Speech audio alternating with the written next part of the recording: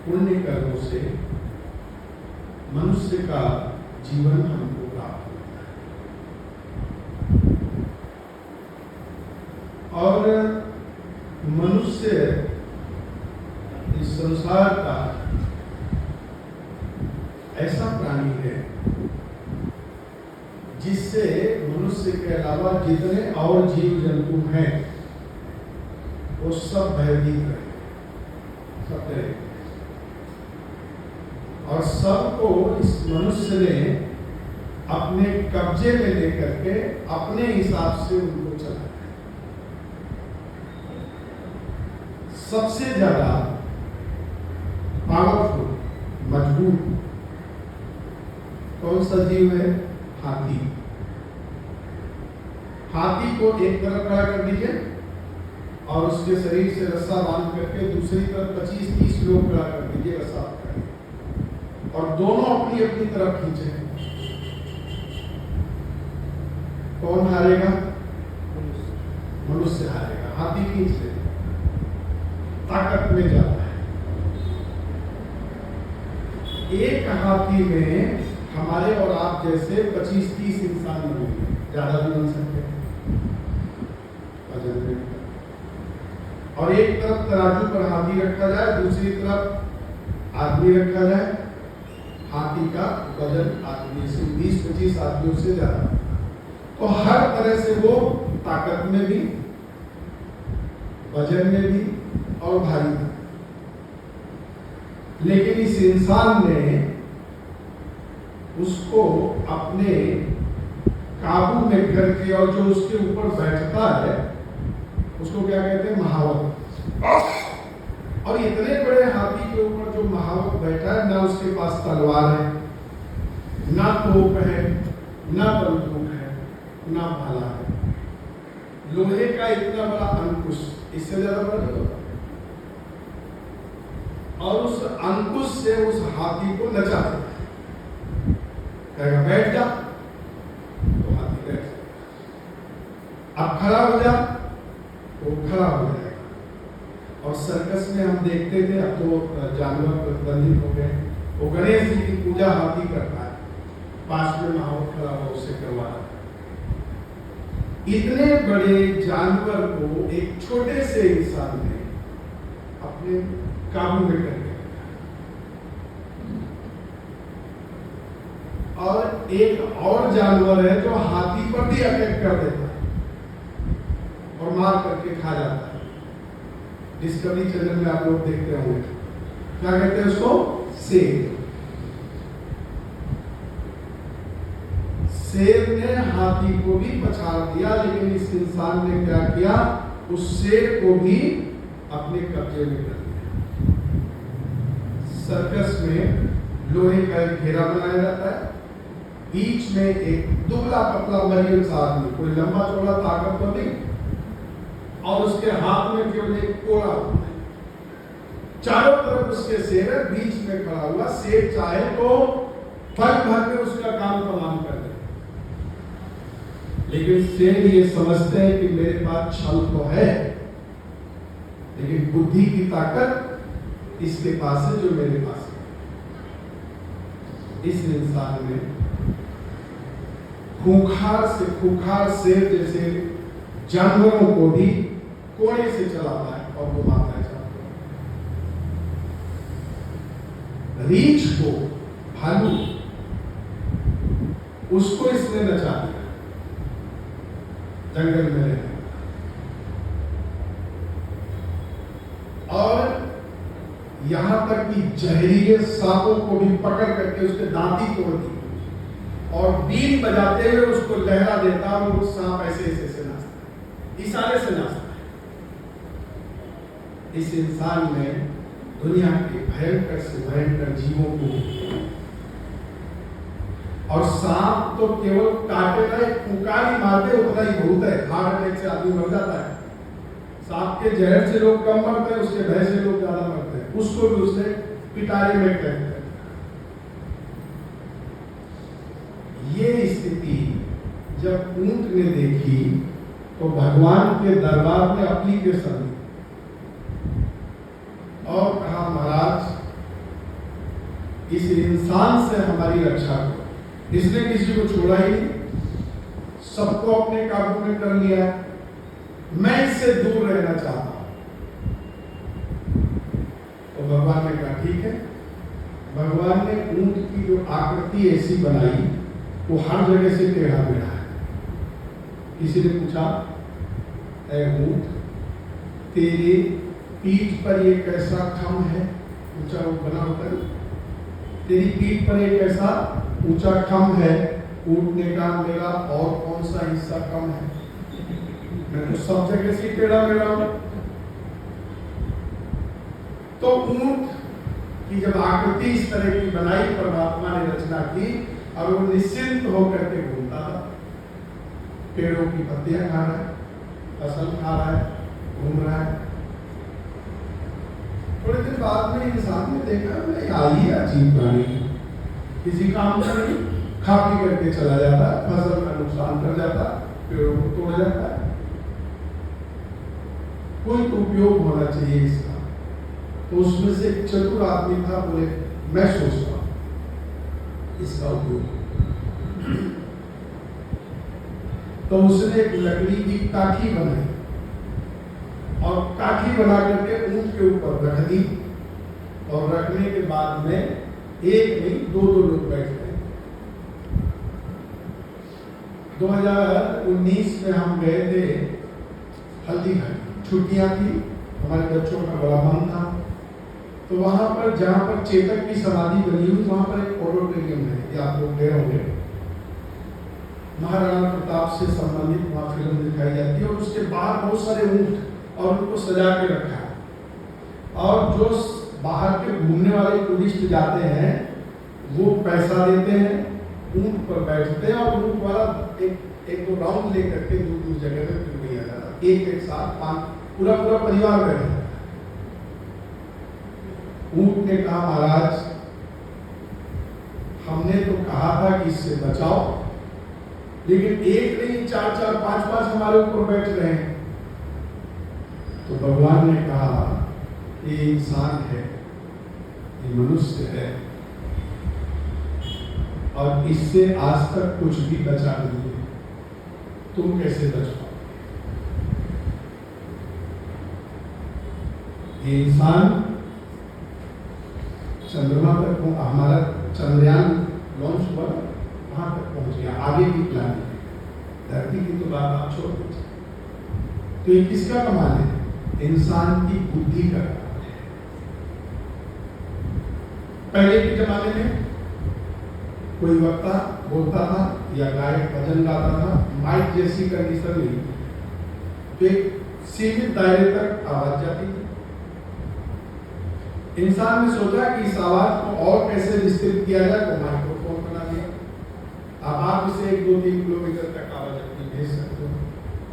दूसरे ने कहा कि नहीं, इस आवाज को जन जन तक कैसे पहुंचाया जाए, तो आकाशवाणी की खोज की। जब टीवी नहीं थी तो रेडियो चलते, आकाशवाणी से आप दिल्ली से प्रसारित हो रहे समाचार और देश के किसी कोने में। तीसरे ने कहा, इसको और सुधारा जा सकता है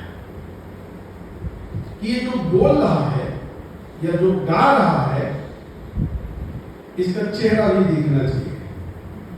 तो टीवी का आविष्कार हुआ, और आपको लाइव टेलीकास्ट होता है, दुनिया के किसी भी देश की स्थिति, समाचार या कोई भी चीज आप लाइव देखो।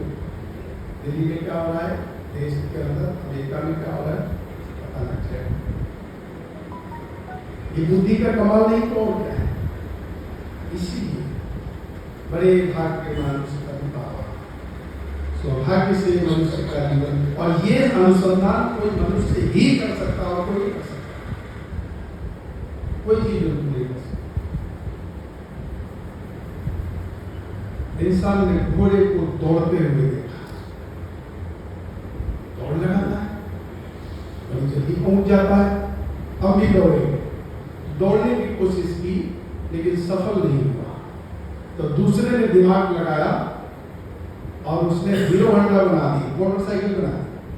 अब दौड़ लो तो इसके बराबर। घोड़ा कितना दौड़ेगा? घोड़े की तो स्पीड होती है, और मोटरसाइकिल की तो 200 किलोमीटर 150 किलोमीटर तक आविष्कार। पक्षी को उड़ते हुए देखा, ये पक्षी उड़ रहा है तो हम क्यों ना उड़े। कोशिश की उड़ने की, नीचे आ गया, नहीं उड़ पाया। दूसरे ने कहा हम इसका उपाय कर सकते हैं, और हवाई जहाज का निर्माण किया और अकेले में सैकड़ों को लेकर के उड़ा। आज से कुछ 100 साल पहले क्या कल्पना की गई थी कि लोहा भी आसमान में उड़ सकता है? कल्पना थी? नहीं। आश्चर्य थी, लोहा आसमान में, इस इंसान ने लोहे को आसमान में उड़ा दिया है। बुद्धि में कमाल की, और सबको साथ में लेके। हम जब छोटे थे, गुरुकुल में जाते थे, छुट्टियां खत्म हो जाती थी, तो हमारे गांव से लेकर के, और ये जीटी रोड जो दिल्ली से कलकत्ता तक बना हुआ है, ये लगभग 8 से 9 किलोमीटर था, और इस बीच में गंगा की धारा को पार करके जाना पड़ता था। सुबह घर से चलते थे, 3-4 बजे तक वहां पहुंच पाते थे। क्यों? क्योंकि उसमें नाव चलती थी, और एक नाव छूट गई तो दूसरी नाव फिर कई घंटे बाद आती थी, खड़े रहते थे छूट गई। धीरे धीरे वहां पर क्या हुआ कि उस जगह पर पीपों का पुल बना दिया गया, टेम्परेरी, और वो बारिश के समय में निकाल दिया जाता था, इकट्ठे कर दिए जाते थे। बारिश चली जाती थी, फिर वो बांध दिया जाता था, फिर लोग उस पर अपनी बैलगाड़ी, ट्रैक्टर और ये सब बाइक वगैरह ले, वो भी पुल आप लोगों ने देखा होंगे, जैसे अस्पतालों में गैस सिलेंडर होते हैं बड़े, बहुत बड़े थे, हॉल कितने बड़े। क्या सोचा था कभी किसी ने कि लोहा पानी में तैर सकता है? कल्पना थी?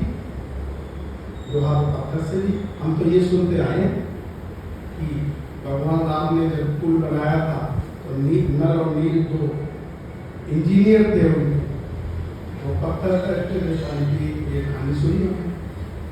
लेकिन लोहा तो पत्थर से भी भारी होता है। इंसान ने लोहे को भी पानी में तैरना, बुद्धि का कमाल। इसीलिए इस संसार में जो मनुष्य का जीवन है ये बड़ा दुर्लभ जीवन है, और बड़े सौभाग्य से प्राप्त होता है। तो मनुष्य से कुछ भी बचा नहीं। जब पहली बार जमीन से लोहा निकाला गया होगा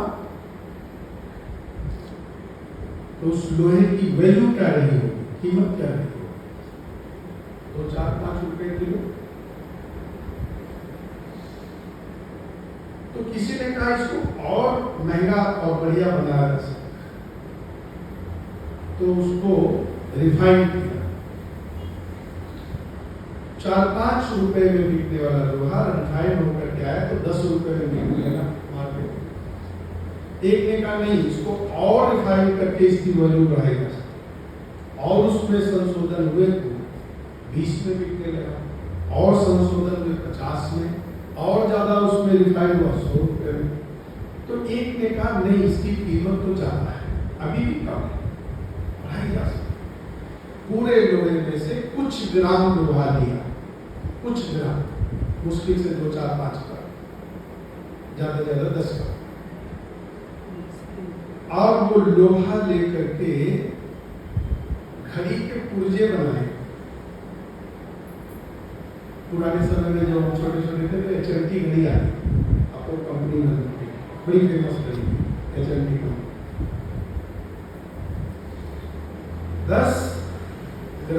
10 कोला, अब उस कोला लोहा लेकर के उसमें से, और इंसान ने घड़ी बनाई, और घड़ी की कीमत कितनी? जो 1 किलो 100 रुपए का बिकता था, उसमें से 2-4 तोला लोहा कई हजार की घड़ी मिलती है। और यहाँ पर एक घड़ी लगी थी अपने पीछे, वो खराब हो गई। तो हमारी सोसाइटी में एक है गुजराती भाई हैं, शानदार उनकी घड़ी की दुकान, हमने कहा भाई हमारे समाज की घड़ी खराब हो गई, बोले ले आओ हमारे वहाँ बना देते हैं। हम ले करके गए वहाँ, बहुत बड़ा शोरूम है स्टेशन एसपी रोड पर ही, स्टेशन के बाहर। तो वो शोरूम हमने घूम करके देखा और भी घड़ियां देखी। हमने कहा सबसे महंगी घड़ी कौन सी है आपके वहाँ? तो उन्होंने वो वहाँ ले गए और देखा है, बोले 3 लाख की सबसे महंगी। तो 4 तोला लोहा और 3 लाख में मिला है कमाल की नहीं इंसान की बुद्धि। इसीलिए ये विशेष है, इसीलिए सर्वश्रेष्ठ है, इसीलिए सुर दुर्लभ सब ग्रंथ ही गाया गाओ। सारे ग्रंथों में इसकी महत्ता की विशेषता बताई। साधारण जीवन नहीं है हम और आप को जो मिला हुआ है। मैं आर्य समाज के बदलोपदेशकों में से भजन सुनता रहता हूँ, आप लोगों ने भी सुना होगा कि नर्तन जो तुझको मिला है ये गंवाने के काबिल नहीं है, तेरी हर सांस अनमोल हीरा ये लुटाने के काबिल नहीं। कितना महत्वपूर्ण है। और ये सौभाग्य केवल इस धरती पर मनुष्य, तेरी हर सांस अनमोल हीरा ये लुटाने के काबिल नहीं। तो और यहाँ पर इंसान ने और आगे खोज की तो क्या बना दिया, जो बड़ा असंभव सा लगता था कुछ साल पहले और आज वो संभव है। टेस्ट ट्यूब बेबी परख नहीं, और पहला जो प्रयास हुआ था उसमें सफलता नहीं मिली। 4 दिन तक वो बच्चा जीवित था पहली और आपको बताएं जब बच्चा गर्भ में होता है तो वो मुख से खाता नहीं, आंख से देखता नहीं। यदि वो आंख खोल दे तो अंधा हो जाएगा, यदि वो मुख खोल दे तो इतना सारा उसके मुख में जो वहां पर आसपास होता है सब गंदगी वो चली जाएगी, वो जी नहीं सकती। माँ की नाभि से बच्चे की नाभि का कनेक्शन होता है और वहां से वो उसको खाना पीना मिलता है, तब वो जीवित रहता है। इंसान में फर्क नहीं बना है। हाँ, केवल एक जगह अभी तक नहीं पहुंच पाया है, एक जगह सफलता नहीं मिली।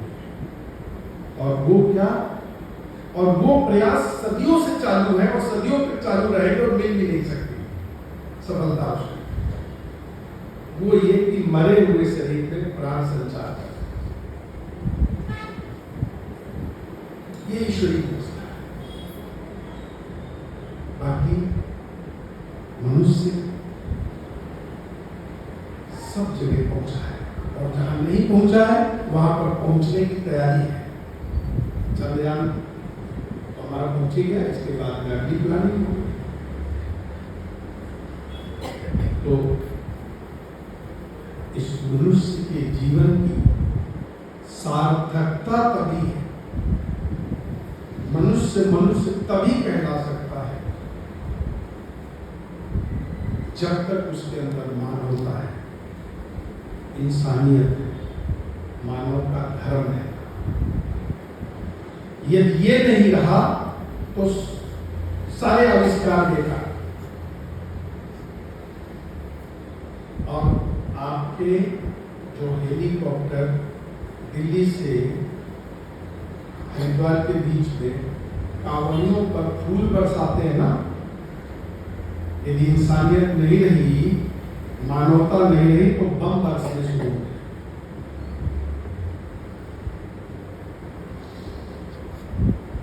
और यदि और देखने को मिलता है पेशेंट को उसमें चंडीगढ़ में अमृतसर की घटना, एक डॉक्टर ने 2000 पेशेंट की किडनियां निकाली, पता नहीं लगा। क्योंकि मानवता बढ़ चुकी थी। वो डॉक्टर बनने में कोई कमी नहीं थी उसके, बड़ा परफेक्ट डॉक्टर था, लेकिन उसके साथ साथ जो चाहिए था, दया, करुणा, ममता, प्रेम, इंसानियत, मानवता, वो ना होकर के हैवानियत उसमें ला। इसलिए इन सब के साथ साथ वो होना बहुत जरूरी है। यदि वो नहीं हुई तो जो सीए बनता है वो यही बताएगा कि कैसे टैक्स बचाना है, जो इंजीनियर बनता है वो यही देखेगा कि इसमें सीमेंट, रोडी और ये सब गिट्टी कैसे बचा सके। सफलता और सफलता का आनंद तभी हमको मिलेगा जब दोनों चीजों को, आविष्कार को भी, विज्ञान को भी और धर्म को भी एक साथ लेकर के चले, तो ही जीवन का कल्याण हो सकता है और हम बेहतर हो सकते। नहीं तो कहते हैं आदमी है हैवान है, इससे बढ़िया जानवर है, जानवरों से भी गया दिया है, कहते हैं तो जो होना चाहिए था वो आज का इंसान उससे दूर होता है। अब इसका पाठ कौन पढ़ाए, रास्ता कौन दिखाए, कोई तो होना चाहिए। तो बचे केवल थोड़े से आर्य समाजी, बाकी की अन्य जगहों पर आपको ये पाठ नहीं सुनने को मिलेगा। वहां और ही कुछ बताया जाता है, हमारे चक्कर में एक बार पड़ गए आप उनके, तो फिर उसी में घूमते रहो। उदाहरण आपके सामने, चाहे राम रहीम हो, चाहे रामपाल हो, चाहे आसाराम हो। अभी आपके अमरावती महाराष्ट्र के पास का एक जिला है अकोला, वहां पर एक बहुत बड़े कथावाचक है, 50,000 की, और वो कथा में मालूम क्या कह रहे हैं। और आपको नई चीज बताएं, नेपाल से 5 ट्रक एक मुखी रुद्राक्ष मंगाए और वहां सबको दीक्षा दी गई गुरु मंत्र के साथ में। और बड़ा विचित्र उनका गुरु मंत्र होता है कि हम ये मंत्र आपको दे रहे हैं, ये बताना मत किसी को। पत्नी पति को नहीं बताती गुरु जी ने मंत्र कौन सा दिया, वो पति पत्नी को नहीं बताता, जीवन पर एक दूसरे को शेयर नहीं। और वहां मालूम क्या उपदेश हो रहा था कि अभी बेल के पत्ते को शहद लपेट करके शिवलिंग पर चपका दो, आप परीक्षा में पास हो जाओगे। ये उपदेश होगा। थोड़े दिन बाद में अखबार में आया उन्हीं पंडित जी का बेटा 10वीं में फेल हो गया। ये कहानी सच्चाई कहानी। तो मानवता का पाठ यदि कहीं मिल सकता है तो आर्य समाज की प्रयोगशाला में मिल सकता है। वहां पर तो यही उल्टी सीधी चीजें आपको बताई जाएंगी और ऐसे ऐसे चमत्कार बताए जाएंगे जो आज के विज्ञान आज का मानता ही बहुत सारी भ्रांतियां हैं। तो मानवता का, इंसानियत का और मनुष्य का वेद में तो मंत्र है, मनुभव जनया दैव्यम जन्म। मनुष्य तू और कुछ बन पाना या ना बन पाना, लेकिन कम से कम मनुष्य बने रहे। यदि मनुष्य नहीं बन पाया तो तेरा जीवन वैसा ही है। नीति शास्त्र में कहा धर्मार्थ काम मोक्षाणाम यस्य एकोपित विद्यते। बहुत सरल श्लोक मैं बता रहा हूं।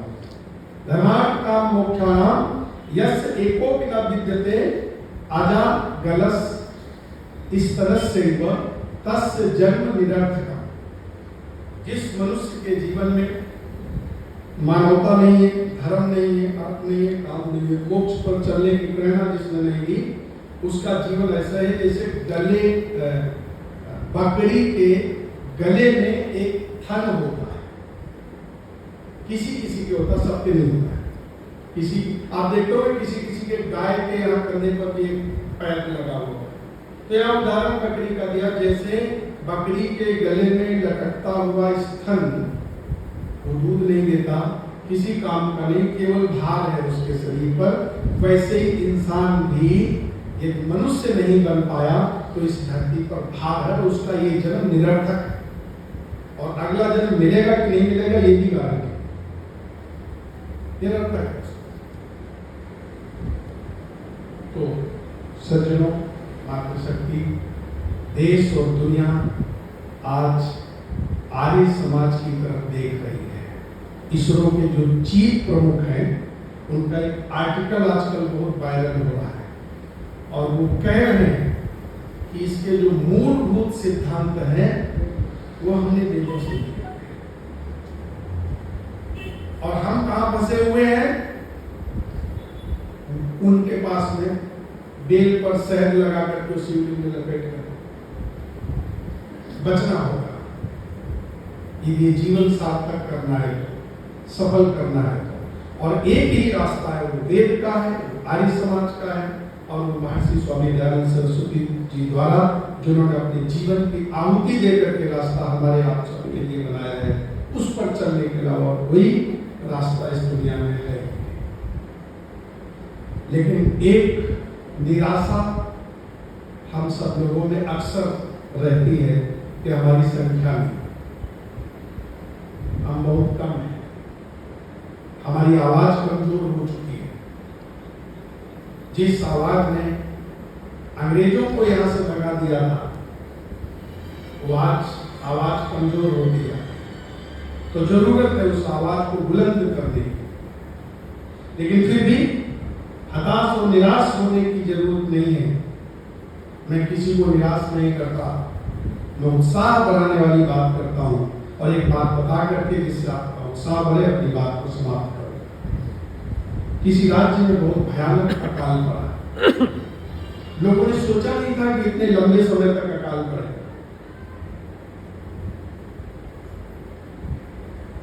अकाल का समय बढ़ता गया, अनाज सब समाप्त हो गया।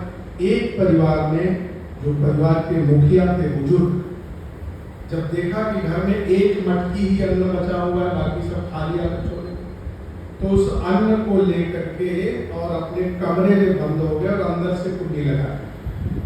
बाहर से परिवार के लोग दरवाजा खटखटा रहे, बेटे कह पिताजी दरवाजा खोलो, हम भूख के मारे तड़प रहे हैं, अनाज आपने अंदर बंद कर दिया। पोते कह दादाजी आप तो कभी ऐसे नहीं थे, बाजार जाते थे तो हमारे लिए दे करके खाने की चीज आते थे, आज आपने ये क्या किया? तो उस बुजुर्ग व्यक्ति ने कहा कि बच्चों, प्रेम तो आज भी तुमसे हमारा उतना ही है, और तुम आज देख रहे हो और मैं कल की देख रहा हूं। जिस दिन ये अकाल समाप्त होगा, धरती पर बारिश होगी, धरती अनाज मांगेगी, यदि हम इसको बचा न सके तो बोएंगे क्या, फसल क्या? इसलिए हम बीज को बचा रहे हैं। तो हम कुछ आर्य समाजियों ने बीज को बचा करके रखा हुआ है और बचाने का प्रयास कर रहे हैं और इंतजार कर रहे हैं कि वो समय आए जब भूमंडल पर आर्यों का राज्य हो और हम इस बीज को बिखेर सके सारी दुनिया में। आप सबका आपने कुछ विचार थोड़े से समय में 5 मिनट अधिक हो गए सुने। आप सबका बहुत बहुत धन्यवाद।